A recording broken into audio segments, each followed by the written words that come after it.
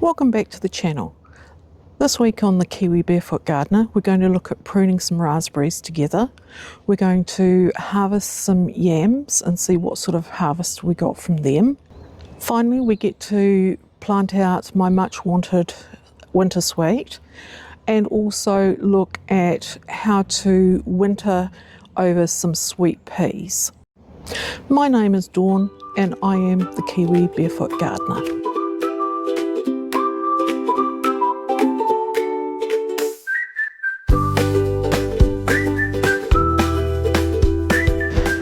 Today is Sunday the 22nd of June. It's fairly cold outside, so I've decided that I'm going to be doing some stuff inside today. I've got a number of seedlings that I've been growing on the heated propagator that I'd like to pot on because they're starting to get to the long and leggy phase and need to be in bigger punnets. So I've set myself up on my little station here at the end of the kitchen table, and my first thing is to do something with these sweet peas that I planted ages ago. I wasn't quite sure how they would go with winter planting. I'd seen lots of other people do them, but I wanted to give a go. These sweet pea I've planted are from Safe Seed that I did this autumn. So I've had a fairly good strike rate. I wouldn't say a perfect strike rate, and some of them are a bit slow to go, but they're getting there. So I'm going to repot these into some 6 cells and also pinch out the tops. I've been doing a bit of reading, and apparently if you pinch out the tops to just above the 3rd set of leaves, you can keep them going over winter inside. So I've set myself up with some 6 cells. I've got some sieved compost here with a bit of vermiculite type stuff. It's zoolite. It's cheaper. Comes from New World as pet litter, but it's good for holding moisture in the potting mix. And then I've just got a wee bit of seed raising mix that I pop on the top after I've done anything, and I find it stops it going green and mossy, and hopefully this year it'll also reduce the amount of fungus gnats that I get, because I had quite a few of them last year. But I've got some stuff there that I'm hoping will help with that. So I'm just going to fill this up with some potting mix, pop these in, and then top them up. But I'll probably do action mode so that you're not having to watch me do every single thing at normal speed.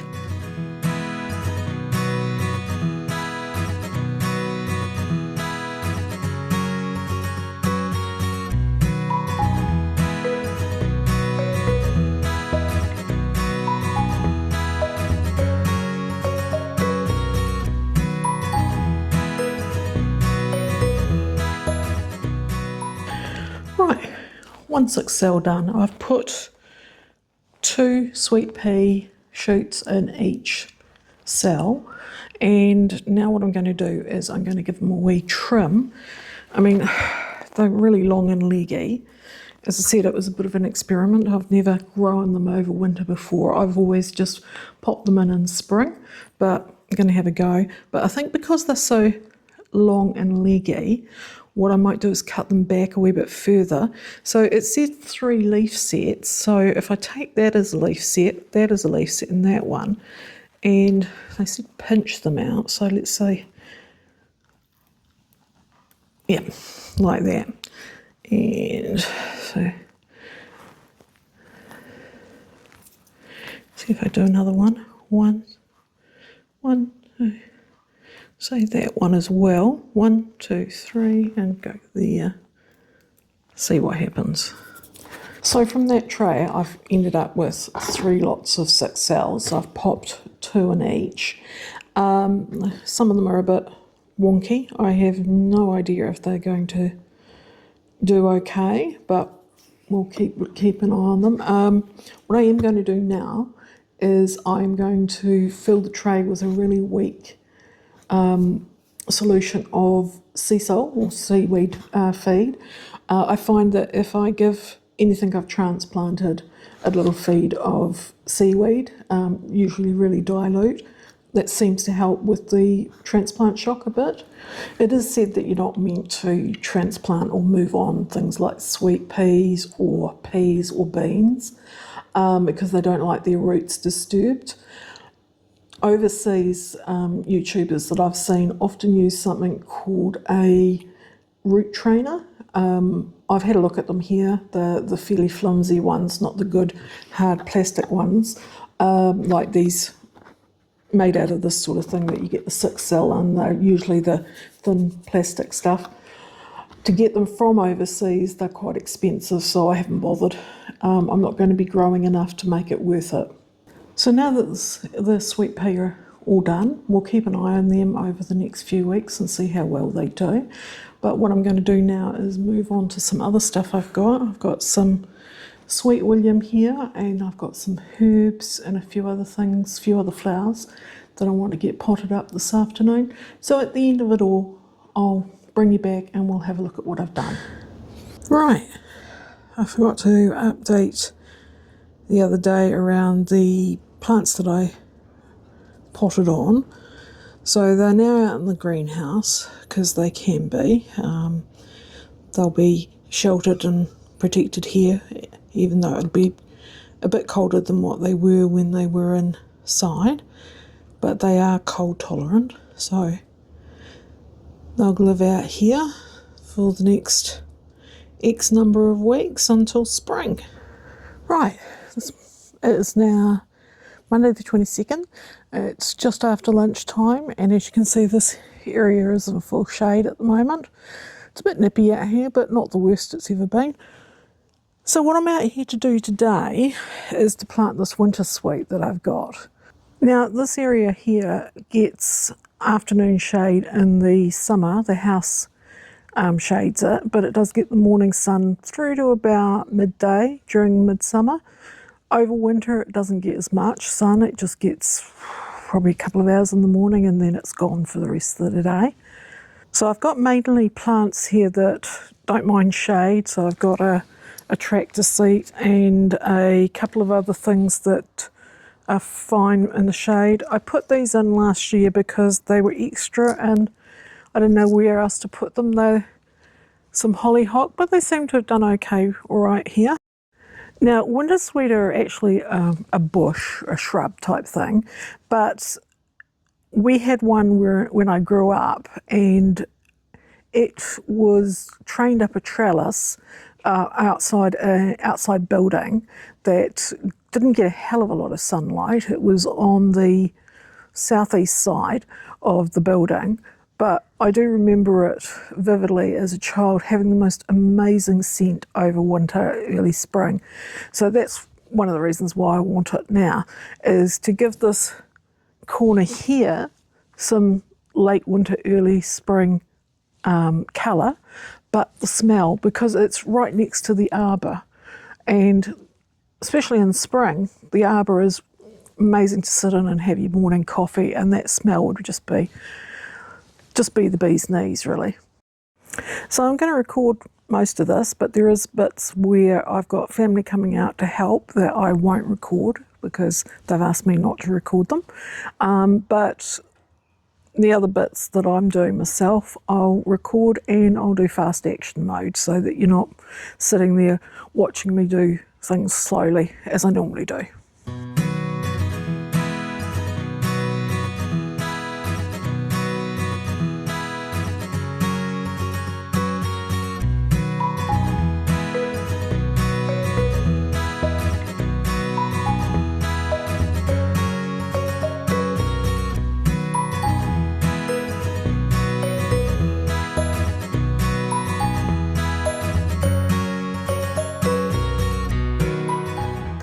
Right, so I've dug 4 of these up and I'll find them a new home in the main border along the drive where they'll get a lot more sun. Hopefully they'll be robust enough because it can be really windy down there, but they seem to have coped, the ones I had down there seem to have coped well with the wind that we get. So what I'm going to do now is I'm going to load up this area with some new compost and get it prepped and ready to go for the winter sweet.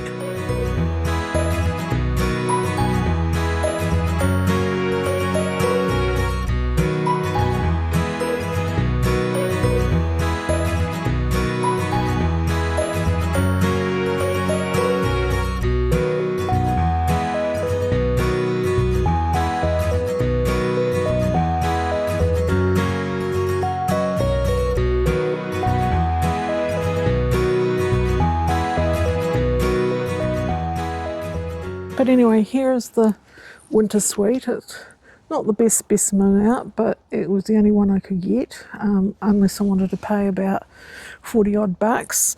Some kind lady down in Ashburton did offer me one, but she couldn't get up here and I couldn't get down there, so, but I thanked her very much. So there's a few wee damaged twigs on here, so I'm just going to take them off before I plant it up.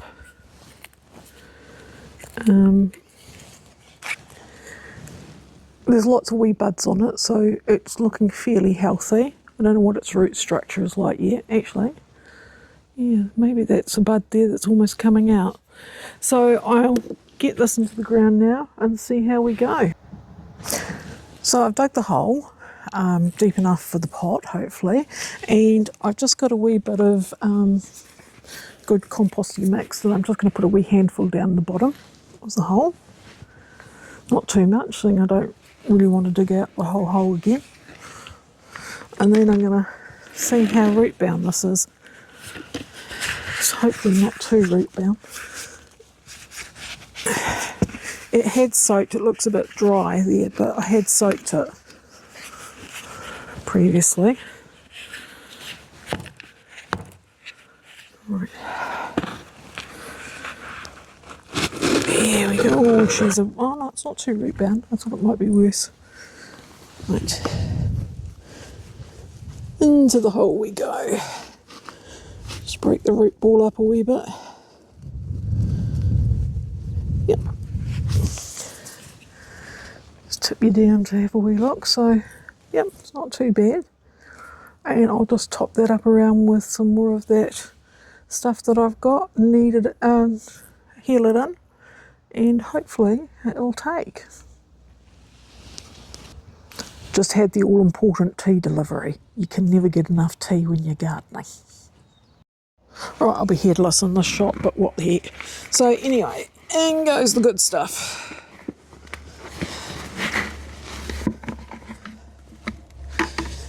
And packing it down around so that there's no air pockets around it, because roots don't like air. Don't bury your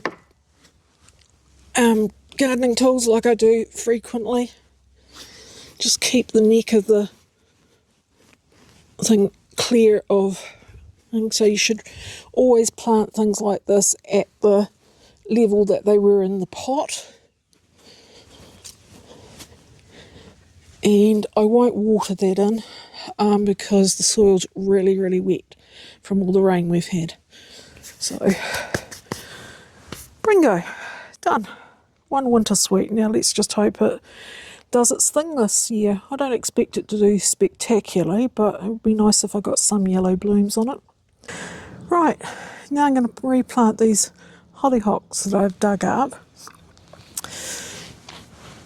I've got two here, and I'm going to put them in this area. Just have to be aware of where I've planted the bulbs. I did mark where I put the bulbs with little white things, so I'm hoping that I missed what I've planted. And while I'm doing this, do a wee bit of weeding. There's always weeding to do. Right. Not too close to that lavender because it does grow quite big.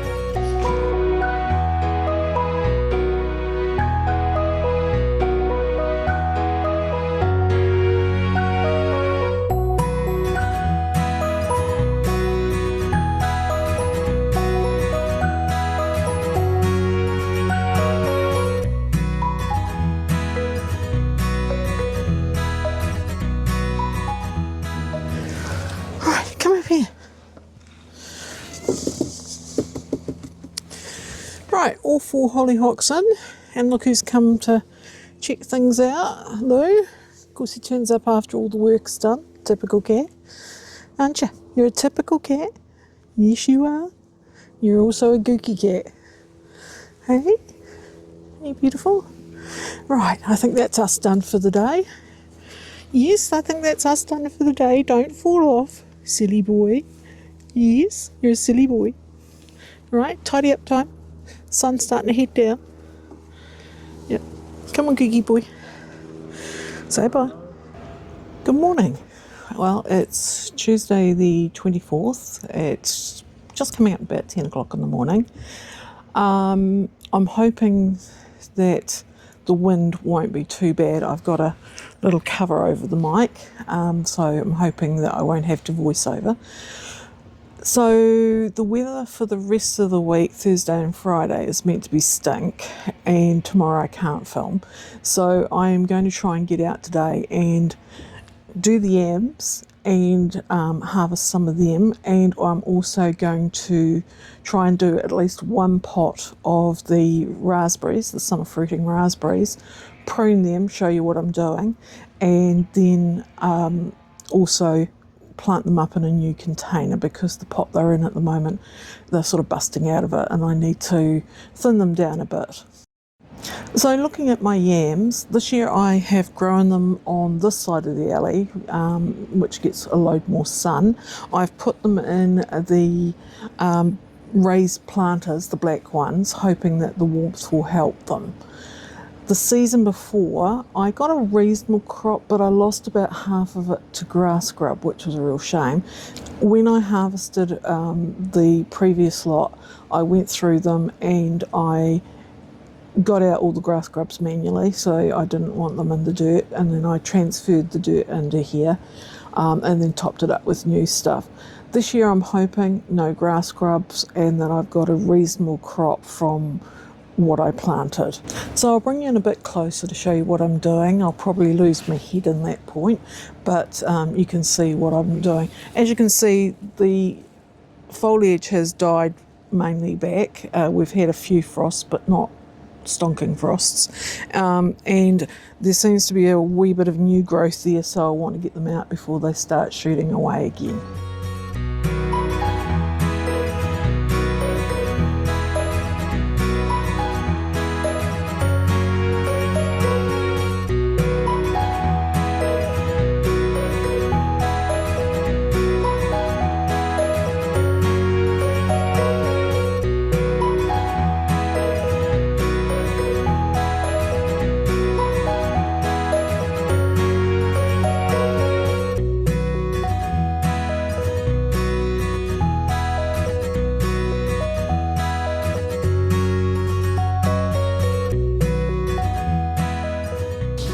Right, so I've harvested about 2/3 of one of these wee beds. I wouldn't call it an amazing crop. There's 1 or 2 really big ones, which is good, but the majority are sort of the wee nubby type ones. It took me a few minutes to realise that these are the yellow ones. I normally plant in the past the orangey reddish ones, but if I remembered rightly I couldn't get them, so I ended up just going with these. So hopefully they taste alright. I'll try and keep some of these bigger ones for planting on, but now that I remembered that I got the yellow ones, I do want to get some more of the orangey ones to go with them next year or next season.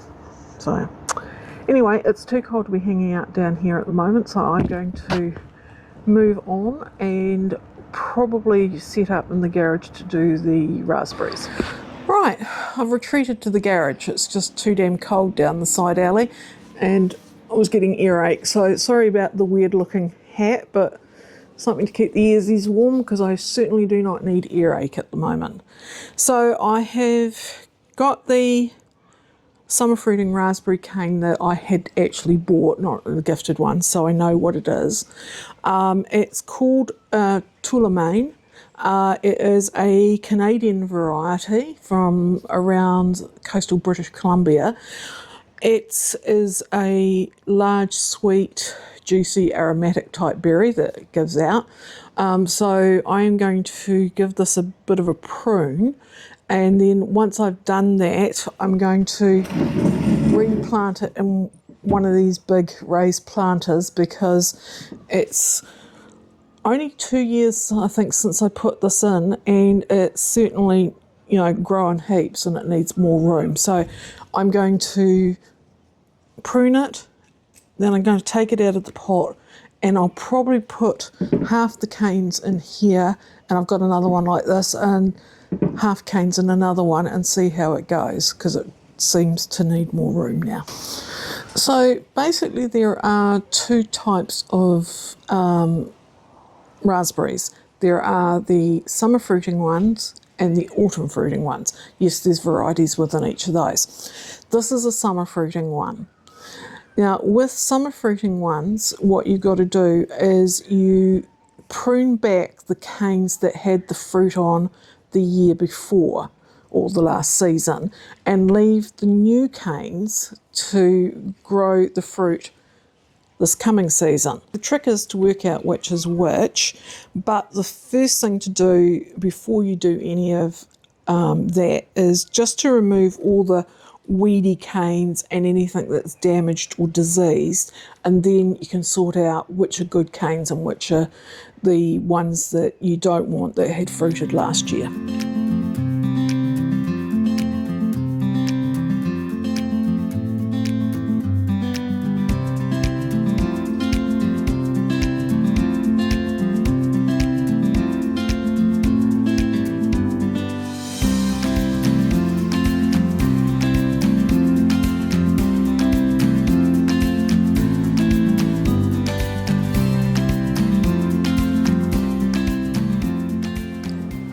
Right, I've got rid of all the little canes, weedy ones, broken, anything that looked a bit dodgy, got rid of the weeds.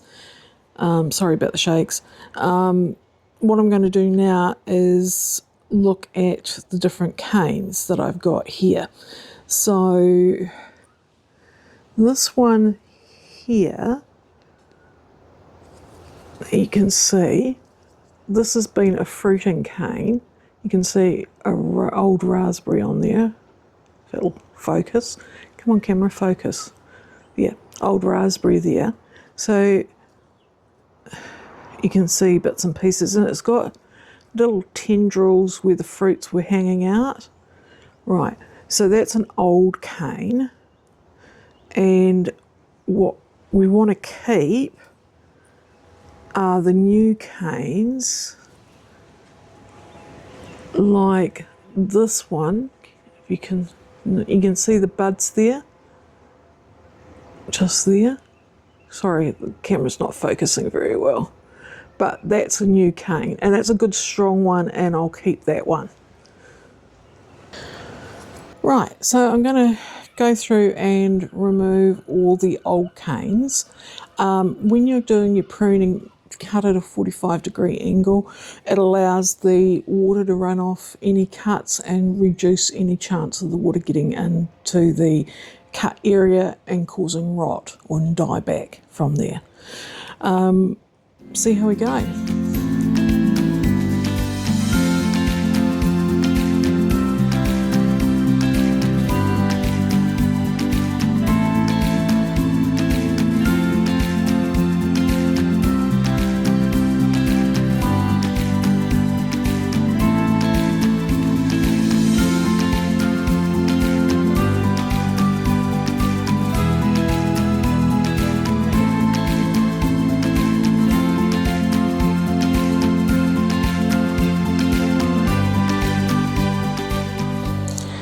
Okay, so you definitely know that you've got the right one when you cut into it and it's dry and dead inside. Okay, if you do cut one that's still green inside, it's not the end of the world. It will grow back next year. It just means that you'll just get a wee bit of less fruit. Raspberries are fairly hard to kill. One of the important things to do is, if you don't want raspberries all over your section or wherever you're growing, is to contain them in a pot or some sort of fixed area. So putting them in a raised bed, whether it's wooden, metal or anything like that, that has access to the ground underneath, won't stop the raspberry cane runners. They'll just take off. So you actually need to have a sealed bottom to your container to stop them taking off. Otherwise you'll have raspberry runners everywhere, which some people are happy to get because they just keep planting them on. That's fine. But they can pop up anywhere and everywhere, so they can be a bit of a nuisance. Some of these new canes got a bit of a ratty top.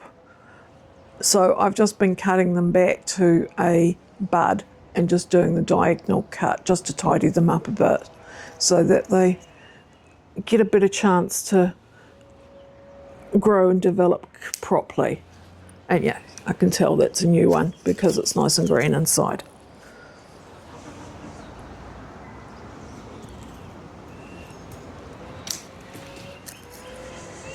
Right, so that's fairly well pruned now to where I want. All the dead wood's gone, all last season's wood, and this is all the wood that grew, the stems that grew over the summer but have not yet fruited. They'll fruit this coming summer.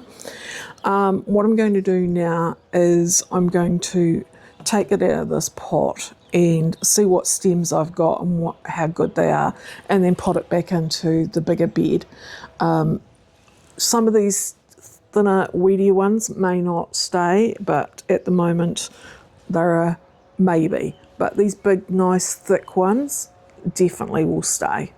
And just give them a new soil and a bigger pot to get their roots into, and hopefully have a bit more spread to feed the roots and feed the fruit over summer. Now, before I forget, with autumn fruiting raspberry canes, way easier. Basically, after they're fruited at this time of year in July, August, before they start off again with the spring growth, you basically just cut them all off at the base, and then they shoot up new canes and they fruit on the new canes each year. So way easier. You're not having to work out which is a new cane and which is an old cane and which one to prune like you do for the summer fruiting ones. However, it depends on what you want too. So like some fruiting canes, of course, a lot of people like fresh raspberries for Christmas. But then having some autumn ones is good too because you've got them all through. I've only had summer fruiting ones up till now. I've just bought some autumn fruiting ones and looking to pot them up in the next week or two, but I need to get a couple more planters and some more compost / dirt to fill these up with, and then I'll get them planted up and I'll go through that with you in the near future.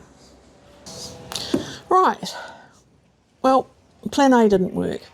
Plan A was to tip the whole pot out and break the root balls out and plant them individually. There's no way, even after loosening it all around, it was going to come out easily. So plan B is that I have, with my trusty digging knife, dug out one cane and cut the roots a bit, but it's got really good root structure, so it won't matter too much. It'll soon put new roots down into the new soil. And I will do that to the whole lot and probably put around about 10 canes in there. I'll see how it fits. Might be just 8 because I don't want to overcrowd it. Right, it's now after lunch. I had to go in and warm up because I was starting to freeze. Takes a lot for me to feel the cold, but yeah, it was definitely cold today here, and that wind chill is bone chilling. Right, so I got to the point where I had dug out the first of these, so now I'm going to start planting them on. Thought about it over lunch, and I will only do 8 in here, not 10, and then I will plant the rest on Maybe not today. It might have to wait a few days till it warms up at least a wee bit for me.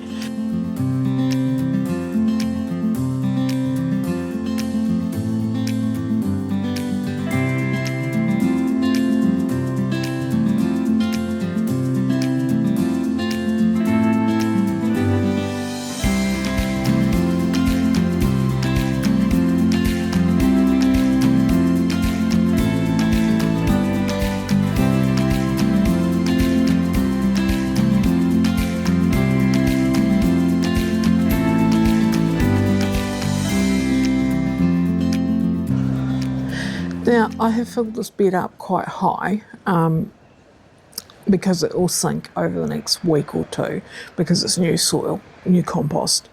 So when you're popping your raspberry cane in, just make sure that you plant it to the level it was previously, just so that the bits up here don't start to rot. And just heel it well in, making sure that the roots have got no air pockets around them. Right, 8 canes in. They all seem good. They've got good root balls that went in with them from the pot into here. Now they just need to settle and grow, and we'll follow them through the spring and summer and see how well they do. Over the next week or so, when it's fine, I'll continue on to do these. In the meantime, I'm going to go in, warm my hands up over a nice hot cup of tea, and do a few other things like order some seeds, because it's starting to get to that time of year where you need to think about what you're going to be planting for the summer. Well, it's that time of week again. We sit down and have a cuppa together.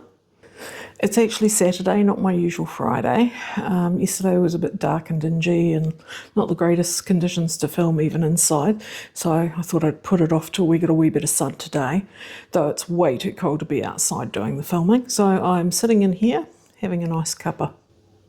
This week we harvested some of the yams. We've had some of them. Definitely going to be doing the red ones next year. Not that keen on the yellow ones, though they are still tasty, but I do prefer the red ones. In cleaning up the yams, I did notice that there has been some grass grub activity, but nowhere near as bad as last year, so I'm really happy about that. The winter sweet's in. It's taken me a few weeks to get around to doing that, but it's in now. And now I've just got to wait and see if it actually takes. Fingers crossed. Hoping for it. I've got the first lot of the raspberry canes sorted, but it's been too cold and wet to do anything more than that. So I'm hoping that I'll get the rest of them in this coming weekend, what's left of it, and early next week. With that, I also hope to be able to get the new raspberries in, but I have to wait till I nip into town and get some more planters and some more soil for that. I'll put in the description some links about growing yams and how to prune raspberries if you want to get some further info on that. I'd just again like to thank everyone who's subscribed to the channel so far and has been watching the videos. It's been awesome to see the numbers climb. But if you haven't yet subscribed, it's free to do so. To help with the YouTube algorithm, if you can comment, like and watch the videos all the way through, that helps promote them up through the algorithm more. If you have any questions about what's in the videos, things like the yams, or the raspberries or anything else, just pop those questions down in the comments and I'll answer them. I love answering your questions and your comments. In addition, if you've got any suggestions about what you'd like to see in the videos, just pop those down in the comments as well. But for now, I'd like to wish you a happy and safe week, and I look forward to seeing you again in next week's vlog. Bye.